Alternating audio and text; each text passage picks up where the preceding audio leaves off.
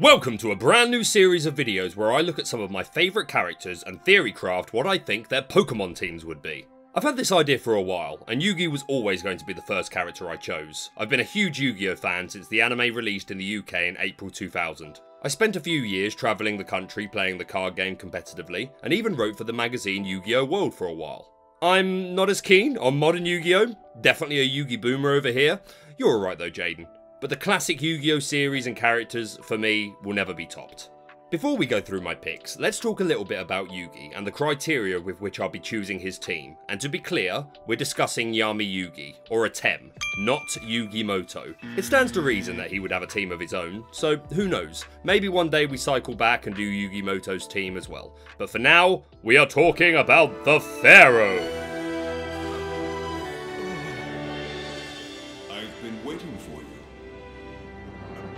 My choices will be mostly based off of his character as a whole, taking into account his culture and history. Yes, there will be reference to some of the signature cards in his deck, but just being a card he has won't be enough. It will need to have some sort of deeper significance, or you could just go as simple as Torkoal as Catapult Turtle, or Stone Journer for Giant Soldier of Stone, etc. Finally, I won't be including any legendary or mythical Pokemon in the list. I very nearly did. The Egyptian gods are an integral part of Yugi's life, and there was a point where I was going to include Arceus to best represent them all, or even potentially Rayquaza, who I think, if you made red, would have the greatest resemblance to Slifer, Yugi's most used Egyptian god. Ultimately, I've opted against including any legendaries, but if you could pick one to be on his team, let me know who it would be in the comments. So who is Yami Yugi, or a TEM?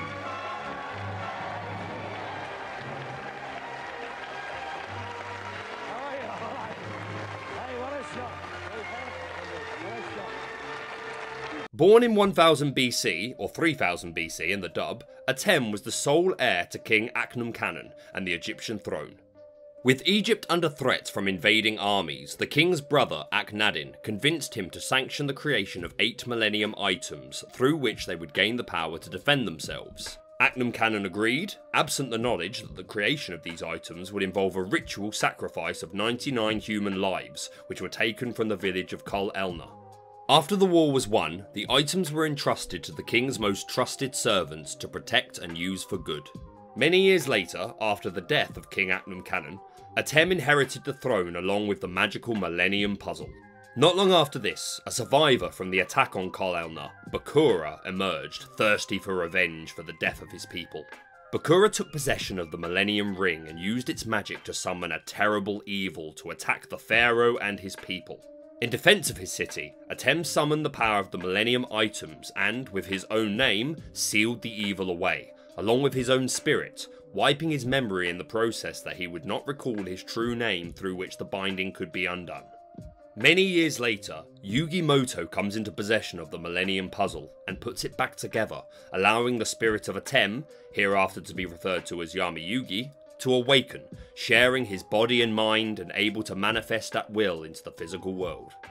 From this point, the two share a special bond, and Yugi aids Yami in his quest to regain his lost memory and discover his purpose. He also builds strong connections with Yugi's friends and family and aids him in his adventures from Duelist Kingdom to Battle City and beyond, taking on a host of evils, as well as guiding Yugi to be a more confident version of himself, while learning a lot from Yugi too. He is humble among friends and absolute against enemies. He is brave, kind and noble, but he can also become blinded by his emotions, rageful against injustice, and can definitely become engulfed in the greater good philosophy. Occasionally prepared to do whatever it takes to achieve his goal, even if there are casualties, a trait which Yugi helps him work through on a couple of occasions. So I think that's plenty to go on to start assembling a team for our ancient Egyptian pharaoh, so let's get this started with choice number 1.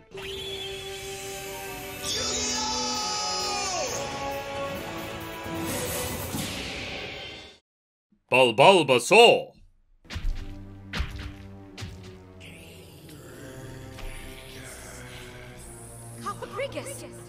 So yeah, honestly, nothing too deep for this one as an explanation, so let's get it out of the way early. The Egyptian heritage is a huge part of Yami Yugi's character. It enforces a lot of his characteristics and general demeanour. It's his whole culture and history, so it would be silly not to have at least one thing that just screams Egyptian pyramids. Cofagrigus is the most obvious choice to fill this role, but it does have a couple of Pokédex entries to help back up the theming, with its Generation 5 and 6 entries giving reference to the punishment of grave robbers and essentially being traps in and of themselves. Something that we see is prevalent in the anime when showing scenes set in ancient tombs and pyramids. Also, the Pokemon Sword entry states that it no longer remembers that it was once human, which is another nice reference to Atem forgetting his name and past. So yeah, an easy catch for the Pharaoh. Aegislash, the Royal Sword Pokemon, a Steel and Ghost type. Its nickname of the Royal Sword Pokemon does a lot of the work to explain this entry, with multiple Pokédex entries mentioning how they would attend ancient kings, but the suitability goes a little deeper. The Pokemon Y Dex entry makes mention to Aegislash being able to detect innate qualities of leadership, which you could also link to the Millennium items, which we see a couple of instances of being used to detect evil in people's hearts. And the Pokemon Shield entry states that once upon a time, an ancient king lived with his Aegislash until it drained him of all life, which you could link to Atem's father, King Achnum Cannon, who sanctioned the creation of the Millennium items, but after learning of the human sacrifice which was made to achieve them, offered up his life to the gods in penance of this crime, before falling gravely ill from guilt and passing on. And now, I must pay. On top of all this, Aegislash is a great representative for the warriors in Yugi's deck, such as Celtic Guardian and Big Shield Gardener, and one of his trademark cards, Swords of Revealing Light, which is literally swords being used for defense. Yeah, this one's perfect. And yes, I know some may say this would be a Joey card because of Sword and Shield, but I think the connections I've made make it better suited for Yugi. Aegislash will be a fine addition to the Pharaoh's team. Wishywashy, the small fried Pokemon, a water type. When in a tough spot, their eyes tear up, which gives it the look of crying. I can see this being a controversial one, and admittedly, this isn't among my favourite Pokemon, but I do think that it suits Yugi. I said I wasn't making all my choices purely based off cards in Yugi's deck, but one that definitely deserves a limelight is Kuriboh.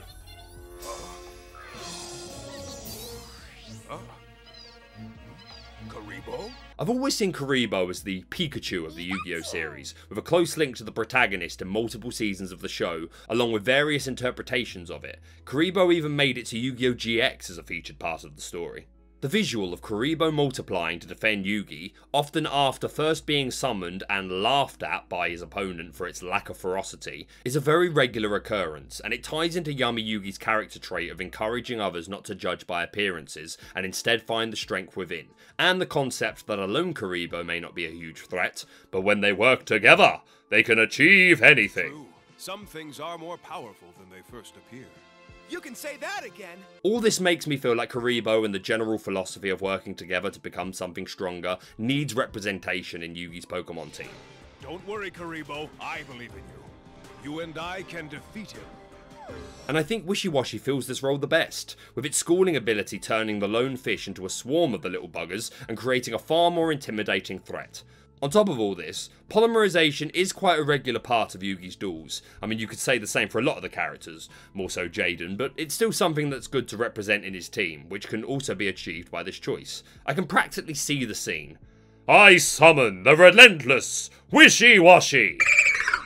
Huh, what's that thing gonna do? It's no match for my dragon Pokemon. Attack! Ah, well that's where you're quite wrong. It may be true that a lone Wishywashy does not impose too much of a threat for your powerful beast, but looks can often be deceiving. Behold, as my Wishywashy activates its schooling ability, calling more of its fellows to join it in battle, where they will merge to create a calamity of the sea. Rise, great Wishywashy! I think the Pharaoh would be a big fan of Wishywashy.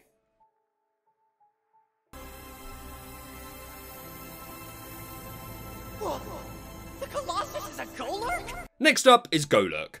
There's an interesting connection here with the Seal of Orichalcos, as the Pokédex entry from Ultra Moon reads, when the seal on its chest is removed, it rages indiscriminately, turning the whole town around it into a mountain of rubble. Which, I get is kind of the opposite of the whole Orichalcos vibe, but still, a loose connection.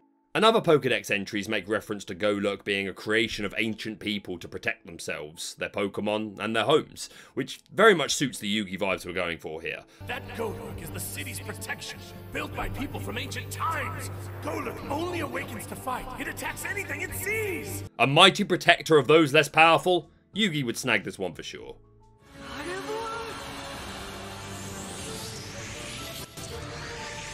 Yugi is typically known for his spellcasters in his deck, along with having his own innate magic, so I thought it was important to have something that represented that. Furthermore, outside of duels, unless actively fighting some sort of threat, which admittedly is most of the time, but during those rare moments where things seem calm, Yami Yugi is actually quite a humble and reserved character, so having something to represent that calmness is also important. Why don't we ignore him and go someplace else? Gardevoir's dex entry also reads, Gardevoir, the Embrace Pokemon. Gardevoir will use all of its psychic energy to protect a trainer it has made a deep connection with, which further backs the whole Pharaoh with friends who would go to the ends of the earth for him energy. I think Gardevoir is a great representative of the Dark Magician girl, who is more significant to Yugi than just a Duel Monsters card. Oh, Mana, what are you doing? Similar to the Dark Magician in holding the spirit of Mahad, Mahad's pupil and close friend to Yugi, Mana, also has a direct link to the card, so I can definitely see this on Yami Yugi's team.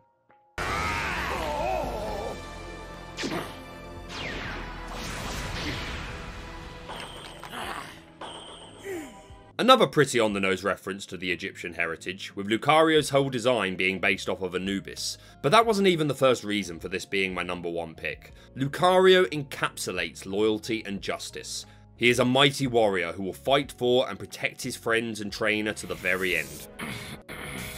You can still move! Lucario, jump! Along with that, it possesses a powerful aura which it can project into direct assaults. Lucario is absolutely Yugi's Dark Magician. Back when Atem was just a child, he befriended Mahad. Mahad would go on to become one of King Akhnum-Kanon's loyal servants and the keeper of the Millennium Ring. When Atem became Pharaoh, he became his most trusted and faithful servant. I shall finally repay my debt! During Bakura's attack on the city, after losing the Millennium Ring to him, Mahad would use the last of his power to merge with his own magical servant, the Illusion Magician, and become the Dark Magician, so that he may continue to protect and serve his friend and king, even after death. He has never let me down, and I place my complete trust in my Dark Magician. It's a wonderful origin story and one of my favourite parts of the original anime, and I think Lucario fills this role perfectly. Now, Lucario, Dark Magic Attack! And there's my list. What Pokemon do you think Atem would have on his team? Let me know in the comments below. And if you like this idea for a series, leave a like and subscribe to let me know, as I would like to do many more for various characters. See you next time, and remember, we're all mad here.